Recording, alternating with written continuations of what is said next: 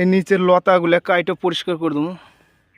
সমস্ত উঠান যাব না, সমস্ত উঠালে এর মাচা ভরে দেবো এবং ফলগুলোর কালার নষ্ট হয়ে যাব। প্রচণ্ড গাছ হয়ে গেলে কী হবে, ঢাকা ভরে দেবো, ফলগুলো নষ্ট হয়ে যাব এবং জালি ফুল জালিগুলো টিকে কম আর ফলনও কমে যায়। তার জন্য আমি কিন্তু সমস্ত ডগাগুলো উঠাবো না। আমি যে ডগাগুলো উঠাইছি এগুলো ঠিকভাবে পরিচর্যা করলে ভালো ফলনও পাবো এবং মালের কালারও থাকবো, বাজারে নিয়ে গেলে এর চাহিদাও আছে। তা আমি এই নিচের এইগুলো পরিষ্কার করে দিই, পোকামাকড়ও কম লাগবো। তা বন্ধুরা, তা আমি এইগুলো পরিষ্কার করা আরম্ভ করে দিছি।